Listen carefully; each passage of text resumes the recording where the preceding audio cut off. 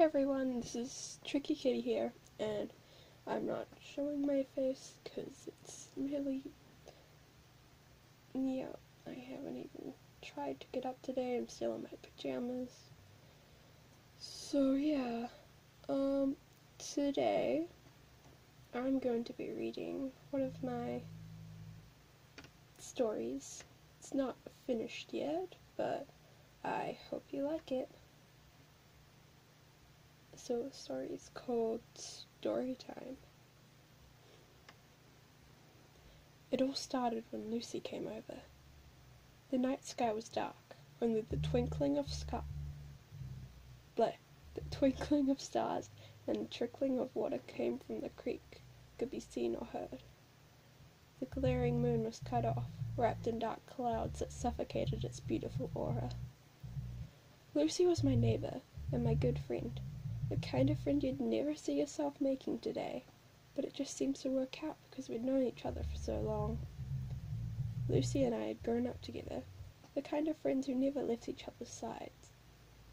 Lucy's footsteps were loud and crisp on the frosted grass, and I could almost see my breath coming in clouds in front of me. "Over here, Lucy!" I called into the darkness. Lucy's reply came closer than I thought. "Okay." Lucy's face halted in front of me, and her sea blue eyes glittered. She was coming over for a sleepover. I took her hand and led her to the front of the house, and I didn't need to warn her about the steps come upward toward the door, as she came over so often. I turned the door handle and stepped inside, Lucy close behind. I blinked my eyes a couple times to adjust to the light in the house, then I turned, closed the door, and made sure to lock up. My parents had left for work, and I was slightly surprised they had not yet returned. Lucy made her way upstairs to my bedroom, but I followed her slowly, staring out the windows at the sides of the house. It was so late, it was impossible not to let creepy thoughts into my mind. I know I shouldn't have let them intrude, but I guess I needed to be ready for Lucy's ghost stories. We always told ghost stories before bed, then talked about our dreams the day after to see if they were similar. As I advanced up the stairs, I swore I could have seen a shadow cross the window. I knew it was probably my mind playing tricks on me, or just a bird passing by to get to its nest. I entered the room to see Lucy already sitting on my bed, clutching her sleeping bag. I slid out the mattress under my bed, and Lucy placed her sleeping bag on top. "Ready for tonight's stories?" Lucy asked, her face beaming. I could already see scary tales churning through her mind. She was always good at making up ghost stories on the spot, the good ghost stories that leave you wanting more, but also makes you shiver. "I've already got one already," she giggled. I always liked her quick thinking. "Great, you go first. You know how long it takes me to piece together a tale," I suggested eagerly. Lucy started. "Once, on a dark night, where the moon was hidden by greedy clouds that sucked up its light, there sat two girls on a bed, exchanging stories." I was already engulfed in her story. I wondered how it would turn out. The house they sat in was big, and the parents were late to come home. So she noticed that too. My parents were almost never late, especially when Lucy came over. The night was windy and cold, and the girls had to huddle for warmth. I suddenly realized how cold it really was. I giggled a bit and shuffled closer to my friend. A storm was brewing in the sky, and the world outside was extremely different from the light inside. I looked out the window in my room. I couldn't see the garden. It seemed unnaturally black. The night outside was dark. The two girls were unsuspecting of what would happen that night. I felt a freezing gust of wind that travelled downstairs.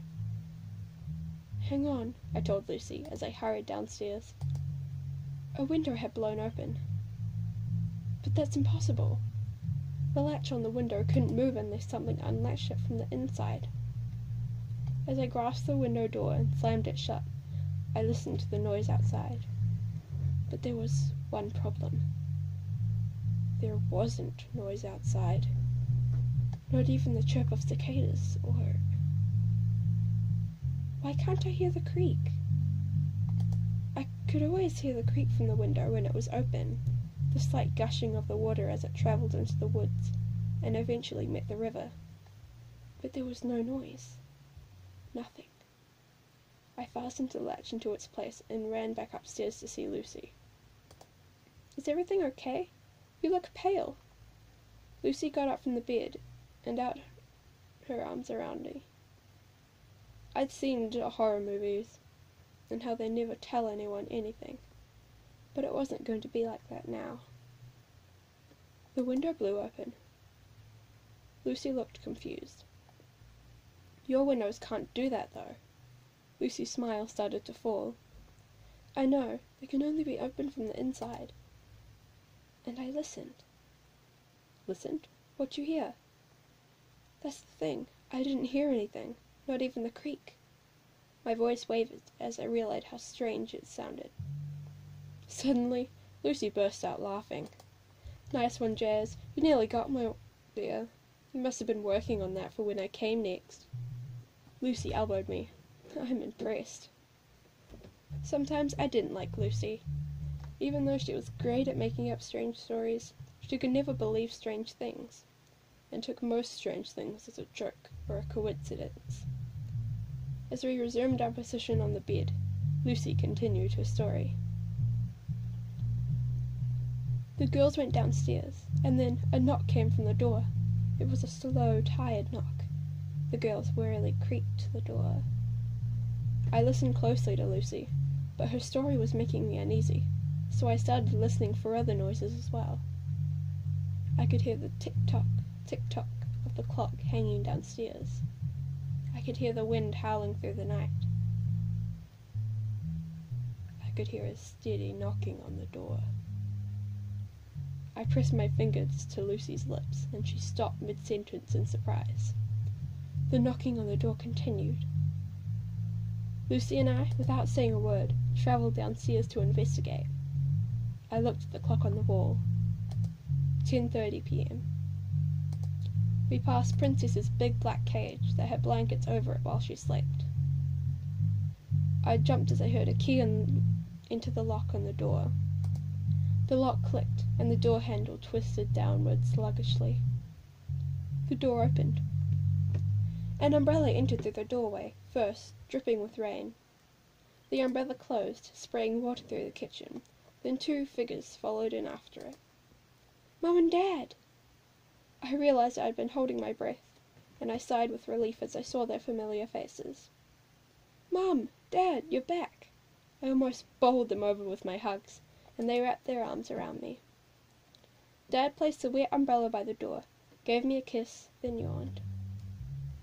"Hello, Lucy. Glad you could make it," Mum said cheerfully. I noticed something about her voice seemed kind of strange. I couldn't place it. "Thank you, miss. I'm glad to be here," Lucy replied. The tone of her voice seemed confused. She noticed Mum's too. "We'd better head to bed, Jasmine," Dad said, yawning. He put his arms around Mum's shoulder and headed to their room. I looked at Lucy. "Your dad never calls you by your full name." Lucy started to look scared, something I had never seen before. And their voices, they seemed different, deeper but blander. I inspected the umbrella they had brought inside. I traced my finger along the edges, picking up water droplets and connecting them. I realized the door was still open. They forgot to close it, and I looked outside again. It's not raining. There was no rain at all. The only thing I knew that had water in it was the taps, which they couldn't have used, or the creek. "Lucy, come on." I started down the steps outside to investigate the creek. It didn't sound like the normal creek. It sounded like a low, quiet, sucking noise. Lucy and I dipped our hand in. The current was moving slowly and thickly. I I cut my hands and filled them with the substance to bring into the light. Lucy was already briskly walking back to the stairs, evidently frightened. She must have realized this wasn't a joke or a coincidence anymore. I ran after her, careful not to spill the liquid from my hands. We came into the house, and Lucy shut the door. I brought the heavy liquid into the light. Lucy screamed. "It's blood!" I opened my hands, and the thick red blood spilled out onto the floor. I moved my hand toward Lucy's shoulder to steady myself. My head was dizzy, but Lucy jerked away, as my hands were still slick with blood. I ended up toppling over on the polished wooden floor, my hands and arms breaking my fall slightly. "Jasmine," Lucy whimpered, pointing at the blood on the floor. I got to my feet a little too quickly, and held my hand against my forehead, but quickly recoiled. Great, now there's blood on my face.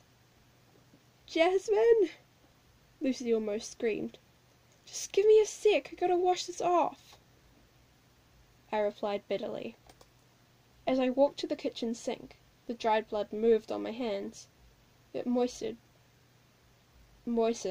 then dripped onto the floor. All of it came off my hands, but then the puddle of blood that came from my hands started to move toward the other puddle of blood. The two puddles joined together. Slotch, slotch, slotch, slotch was the sucking sound it made, as it moved around to form letters. I crept around to Lucy, who was stiff with fear. The letters the blood was forming. S-T-O. What? Does that mean something? The blood continued to form, never hardening. R-Y. Story? Lucy gulped, her hands shaking violently.